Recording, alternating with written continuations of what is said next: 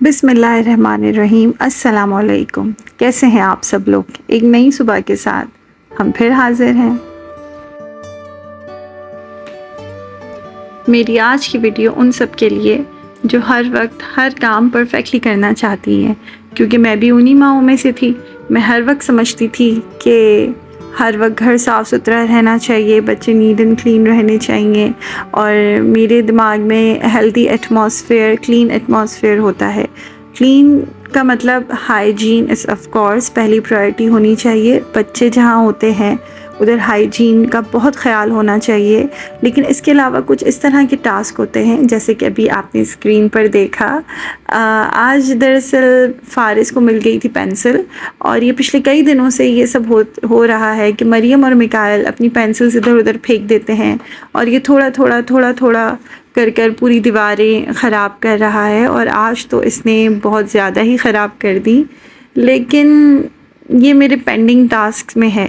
आजकल मेरा रूटीन इस कदर टफ़ जा रहा है क्योंकि बहराम टीथिंग पीरियड में है, और फ़ारिस की भी तबीयत तकरीबन 2 महीने से कुछ अप एंड डाउन्स चल रहे हैं।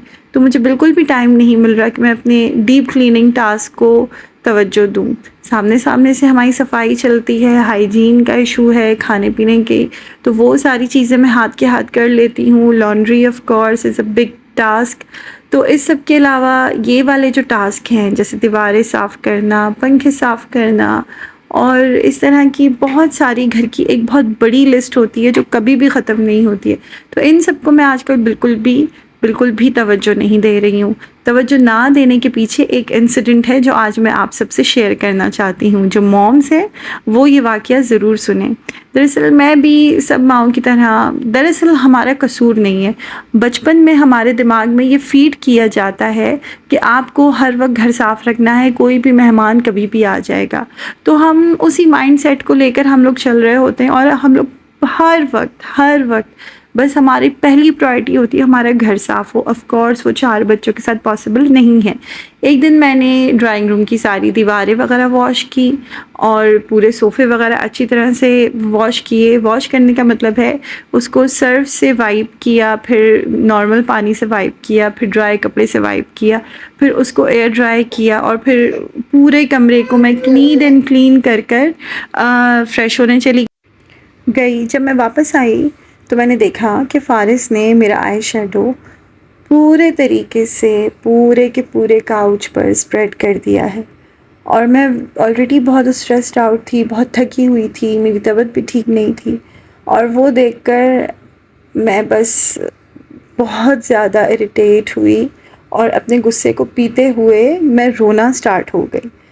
देन मैं वहाँ से गई और मैंने नमाज़ पढ़ी। नमाज़ में भी मुझे काफ़ी रोना आया। तो जब मेरे बच्चों ने मुझे रोते हुए देखा, सो दे सडनली रिएक्ट।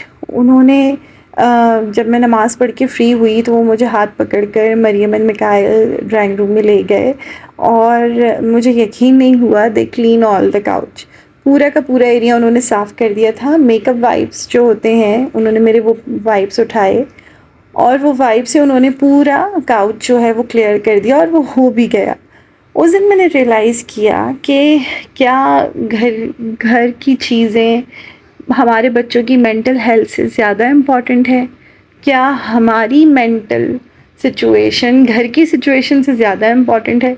और वो मेहमान जो हमें पता भी नहीं है कि आएंगे या नहीं आएंगे, मतलब कोई भी आ जाएगा, घर साफ़ रखो वाले मेहमान, जो एक्सपेक्टेड हैं भी नहीं, उनके लिए जो लोग घर में रहते हैं वो क्यों सफ़र हो। तो बस उस दिन से मैंने बहुत सबक हासिल किया, और फिर मैंने कभी भी घर के काम को अपने सर पे इतना नहीं सवार किया कि उसकी वजह से मैं डिप्रेशन या एंजाइटी जैसी किसी चीज़ में जाऊँ। अब मेरी पहली प्रायोरिटी अपने बच्चे होते हैं, उनके साथ टाइम स्पेंड करना होता है, क्वालिटी टाइम स्पेंड करना होता है।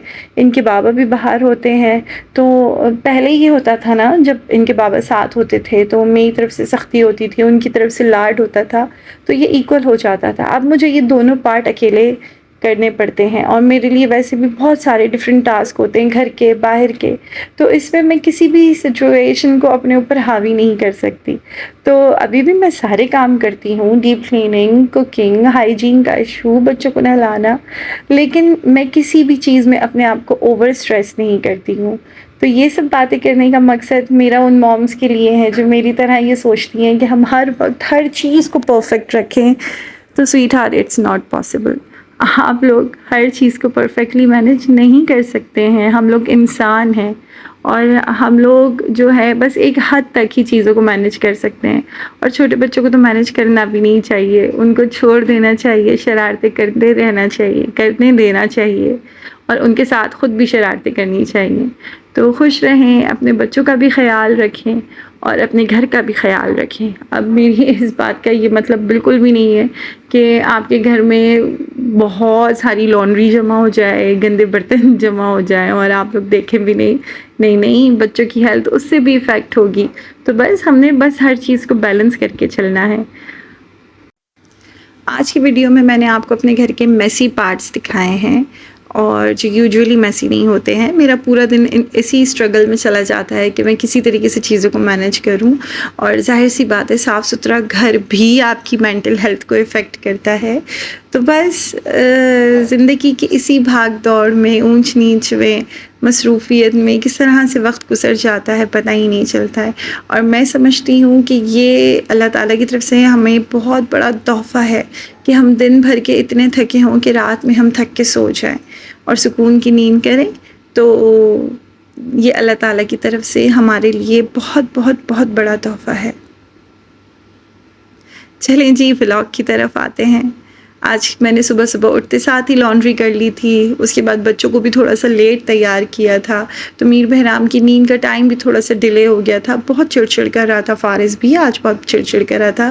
बहराम को सुलाकर मैं जल्दी से कुकिंग करने आ गई। कुकिंग के लिए मेरे पास इतना टाइम नहीं था, तो मैंने सोचा आज झटपट कढ़ी की रेसिपी आपसे भी शेयर करते हैं।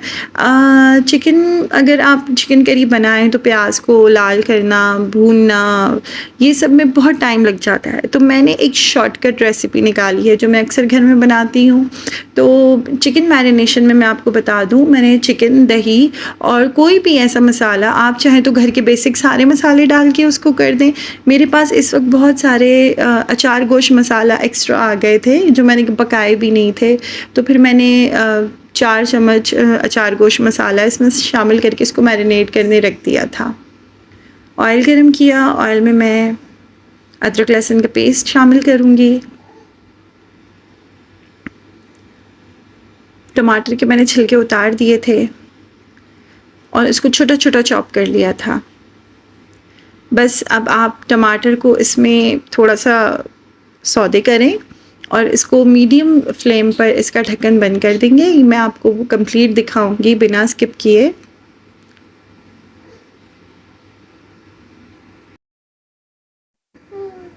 टमाटर को मैंने 5 मिनट के लिए ढककर छोड़ दिया है। 5 मिनट बाद मैं ढक्कन उठाऊँगी, ये कुछ इस तरह से होंगे और विदिन मिनट ये बहुत अच्छे तरीके से सब मेल्ट हो जाएंगे, मतलब एक प्योरी की शक्ल में आ जाएंगे।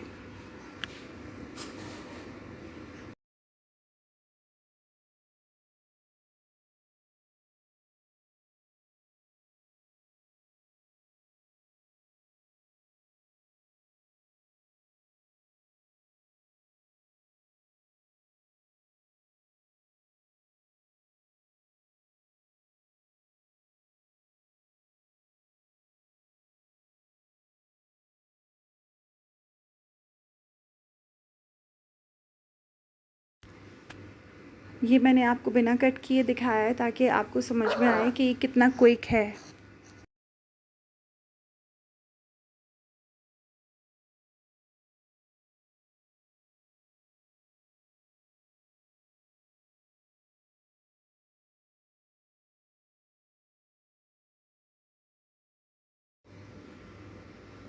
अब हम इसमें मैरिनेटेड चिकन शामिल करेंगे।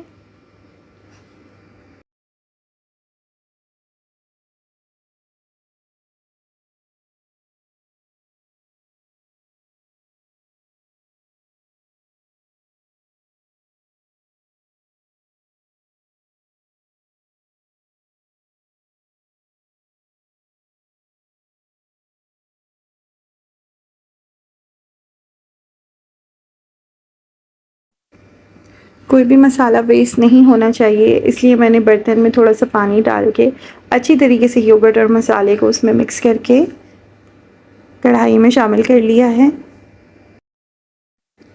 जब तक चिकन रेडी होता है, टाइम को यूटिलाइज़ करते हुए हम डिश वॉश भी कर लेते हैं।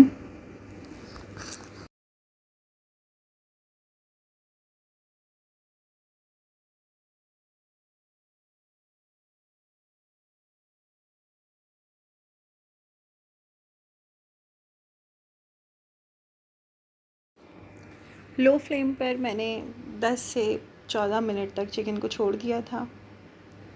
अब चिकन की शक्ल कुछ इस तरह से हो गई है, इसको हम थोड़ा सा भूनेंगे।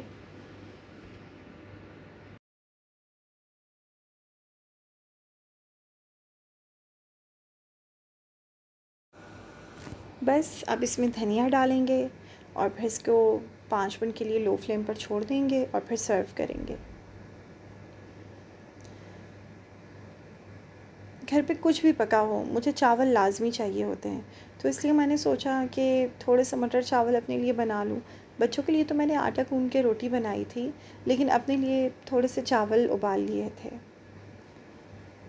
मटर पुलाव भी मैं आपके साथ शेयर कर रही हूँ।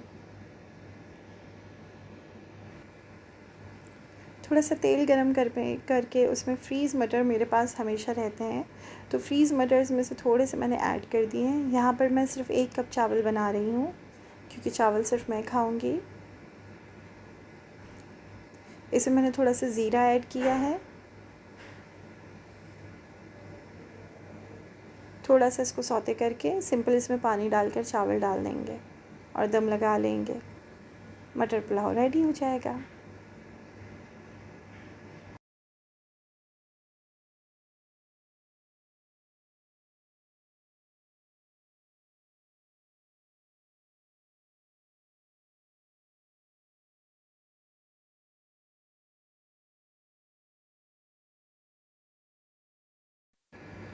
अच्छा, जब मैं किचन में होती हूँ तो फ़ारिस कोई ना कोई शरारत ज़रूर कर देता है।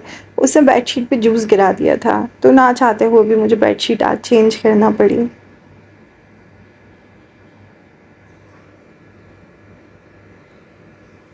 चावल भी रेडी हो गए हैं और साथ-साथ मग़रिब का टाइम भी हो गया है।